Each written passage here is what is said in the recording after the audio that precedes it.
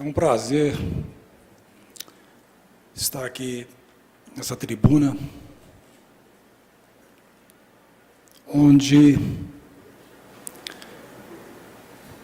na minha adolescência e na minha mocidade, tive momentos bons e outros também não tão bons. Antes de cumprimentar a mesa, eu gostaria de inverter o processo e olhar para o deputado Eurico Barbosa e lembrar de uma passagem no ano de 1966, quando em Goiânia, manifestações estudantis, em decorrência de grave repressão ocorrida em Belo Horizonte, então a UNE decretou uma greve por 72 horas, e essas greves se espalharam para o país inteiro. Em Goiânia não foi diferente. Acontece que, naquele embate, eu, militante do PCdoB, tive uma participação tanto quanto explosiva, como jovem ainda, e por isso, eu, estudante do liceu, mas o presidente do Grêmio, o Mário, estivemos assim um pouco visados naquelas manifestações. Tentaram prender o Mário, foram na minha casa e eu tive que me ausentar de Goiânia. Aonde eu quero, aonde entra o Eurico aqui? Eurico Barbosa é um deputado que tem um passado de luta nesta casa, nesta Assembleia, nessa casa que não era considerada a casa do povo, mas hoje é. Eurico Barbosa, quando eu tive que sair de Goiânia, por mais ou menos uns 15 dias, quem foi na cidade de Morrinhos, pegar eu mais um Mário, levar para uma fazenda, para que nós ficássemos ali escondidos, nós estudantes ainda não queimados naquele sentido, não conhecidos, mas que já estava sendo conhecido e que eles queriam nos prender, foi o senhor Eurico Barbosa. Inclusive o seu carro, eu gostaria que uma palma para o Eurico Barbosa, porque, inclusive, o seu carro, naquela apreitada para a fazenda, que era meio longe, e a estrada era muito ruim, quebrou como é que chama ali, da direção, a barra da direção. E ele teve, com muitas dificuldades, voltar a cavalo até Morrinhos, para 2 dias depois voltar com o mecânico para levar o carro. Então, Eurico Barbosa, 40 e tantos anos atrás, depois, muito obrigado. Gostaria de lembrar também uma outra passagem, aqui nessa casa, com um presidente que foi cassado, né? O doutor Eurico foi cassado, em decorrência de um monte de coisa, talvez até por causa disso. Olha bem, nesse mesmo ano de 1966, esteve aqui nessa casa 2 estudantes do Liceu de Goiânia, 2. O Félix Valoar Guará Bezerra e eu. Estou falando na primeira pessoa e fui aconselhado a não falar. O que eu vim fazer aqui? Eu vim procurar. Nós não tínhamos dinheiro para comprar papéis, nós queríamos rodar no mimeógrafo a álcool, né? Manifesto contra o governo. Procuramos o senhor Olímpio Jânio, então presidente dessa Assembleia. Eles nos recebeu, uma gentileza imensa, nos levou para o seu gabinete e nos deu ali uma requisição para 4 resmas de papéis, tamanho ofício, que eram 2.000 cópias, e nós rodamos esses papéis e distribuímos pelo centro de Goiânia, na época dessas passeatas, que foram seriamente reprimidas. Eu queria agradecer ao senhor Olímpio Jânio 40 e tantos anos atrás, hoje, e lembrar que a resistência democrática foi feita nesse país de tantas formas que vocês nem imaginam. De outra feita, em 1968,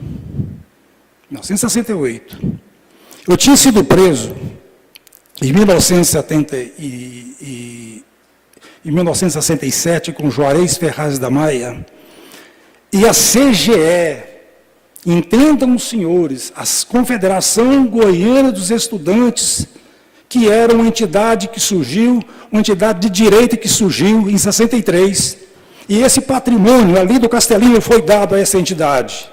E o que tem que ver essa história com essa casa? Tem muito. Por quê? Quando nós tomamos a CGE de volta e expulsamos a direita de lá, ela estava totalmente depredada, precisava de ser reformada. O que nós fizemos? Fizemos uma comissão, e eu fui responsável por essa comissão, e estivemos aqui umas 3 semanas, eu, a Elza, a Eliane Canedo Guimarães, o Mundinho, o Allan Kardec e mais outros 2 estudantes. Quase todos os parlamentares deram a sua contribuição. Nós fizemos um bônus, uma fama da entidade, mas o que aconteceu? Teve um deputado, conhecido como Nelito Brandão. Nelito Brandão. Gente, Nelito Brandão nos procurou, sem nós que houvéssemos procurado. Ele se antecipou, subindo da nossa presença, e disse para nós, olha, me procure, porque eu vou dar uma contribuição boa para vocês, porque eu sei muito bem que aquela sede de vocês, que é histórica, que tem que ser preservada. 3 dias depois, no dia marcado, esteve lá eu, a Elza e a Eliane Canedo Guimarães, já falecida.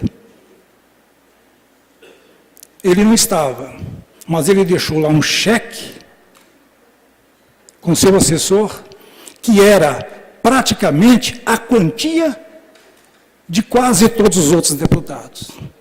E mesmo pós-mortem, eu queria que estivesse os seus familiares, e agradecer a Nelito Brandão. E isso honra essa casa.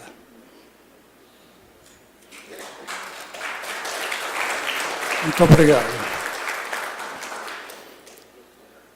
Excelentíssimo senhor Paulo César, presidente solene dessa casa, senhor deputado Carlos Cabral, proponente dessas justas homenagens, senhoras e senhores deputadas, demais autoridades aqui presentes, jornalistas, iniciados políticos, senhoras e senhores, vou tomar uma água primeiro.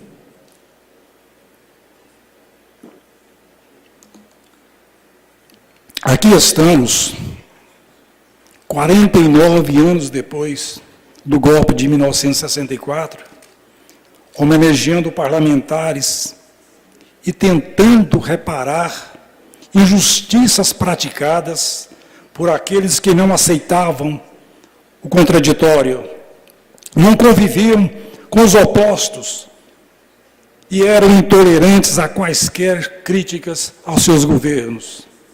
As ditaduras sempre são frutos dos covardes, dos intolerantes, daqueles que, quando não ganham no voto, apelam para as forças das armas e sacrificam pessoas, acabam com famílias e destroem sonhos como se fossem os donos da verdade e da história.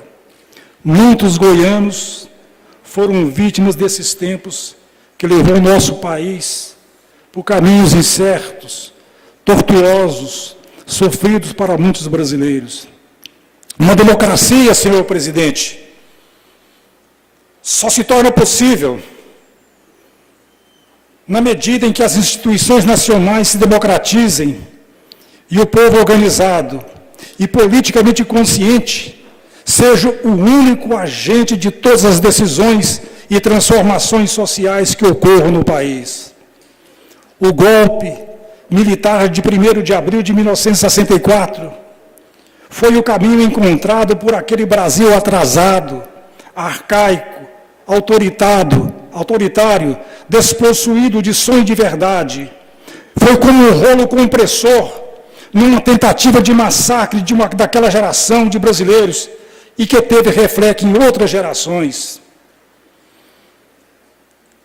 que nasceram sob o domínio de leis injustas, ilegais e autoritárias, porque não emanaram do povo e não tinham a marca sagrada da democracia e da liberdade. É uma data, sinceramente, senhoras, que nunca deveria ter acontecido. Hoje, nessa casa representa o povo que tantas vezes foi amordaçada no seu direito de se autodeterminar. Estamos não somente homenageando goianos, injustiçados pelo regime militar, mas, acima de tudo, refletindo sobre nós mesmos, para que aprendamos a respeitar os princípios democráticos e jamais infringir dor e sofrimento a ninguém, como eles, os militares, o fizeram. É um dia que nos traz tristes e lamentáveis recordações, perseguições políticas, invasões de domicílios, prisões, torturas, dor, sofrimento, mortes, desaparecimentos, sequestros, exílios, enfim. Esse 1º de abril é a data mais lamentável da história do Brasil. E é por isso mesmo que aqui estamos, representando a Associação dos Anistiados Políticos de Goiás, que congrega pessoas de matizes políticos diferentes, que foram, de uma forma ou de outra, perseguidas pela ditadura militar. Gostaria de lembrar que nesta casa, neste parlamento, mesmo naqueles tempos difíceis, havia parlamentares que não se curvavam, que não se ajoelhavam diante daqueles que mandavam e impunham as suas vontades como por meio de leis autoritárias, usando até da violência. Nesse sentido, é bom lembrar que, além dos homenageados, caçados, a resistência democrática que aqui existiu, tinham outros, e assim destacamos os deputados Lino de Paiva, Ademar Santilo, Duís Soyer, Lincoln de Paiva, Wilton Cerqueira, Henrique Santillo, Deval de Paiva e o nosso querido João Divino Dornelles, falecido e criador do Comitê Goiano pela Anistia. Senhoras e senhores,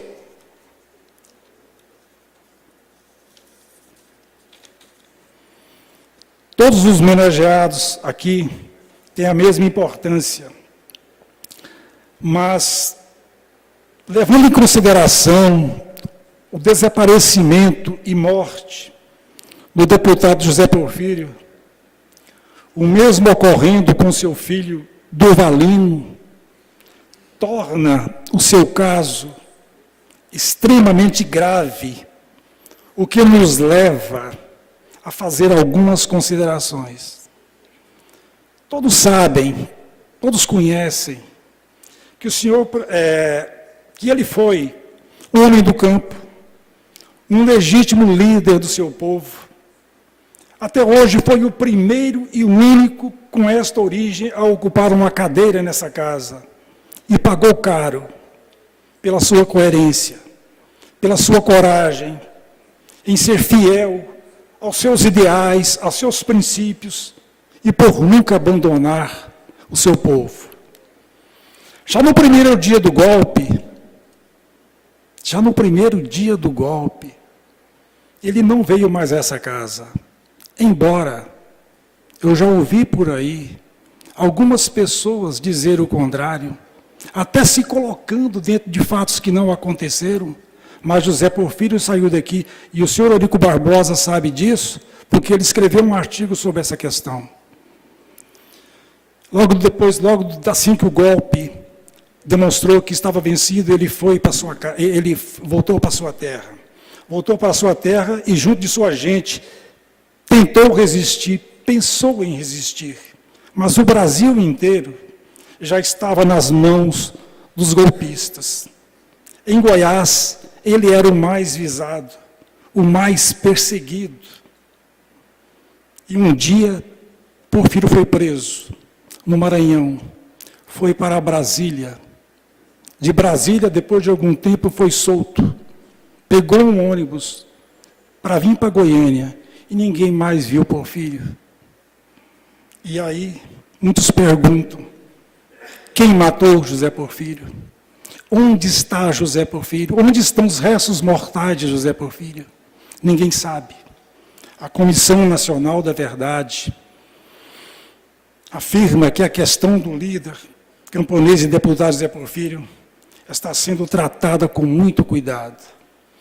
Mas nesta esteira de segredos, injustiças e lacunas em nossa história, muitos goianos foram mortos e desaparecidos por lutarem contra a ditadura militar. José Porfírio completaria, senhores, 101 anos agora, no mês de julho. Quanto tempo mais será necessário para que esta casa o coloque historicamente no seu devido lugar? Essa pergunta fica. Senhor presidente, acredito que a evolução do pensamento humano abre espaço ao entendimento. As pessoas tornam-se mais humanas e pacíficas. As relações pessoais e sociais tendem a ser melhores, pois a compreensão da realidade leva o ser humano a ser mais solidário e participativo. Será, pergunto eu, que o Brasil de hoje é menos injusto com o seu povo? Será que podemos nos orgulhar do que somos e do que fazemos politicamente? Fica simplesmente a pergunta. Mas posso afirmar que esta casa, que esta Assembleia, é bem melhor do que foi naquela época. Bem melhor. Essa casa hoje é a casa do povo, sim, mesmo com todas as limitações a que está sujeita. E esta evolução, a que me refiro, deveria nunca mais dar espaço à intolerância e ao sectarismo. Marcas que são dos tiranos da história, verdugos do povo, que, para poder, exerceram formas intermináveis de injustiças e mortes. Que jamais o nosso Brasil, o nosso país, tenha os novos 1º de abril. Que prevaleçam sempre a democracia, a liberdade, a justiça, a solidariedade e a igualdade entre os homens. Parabéns a todos homenageados aqui presentes. Muito obrigado.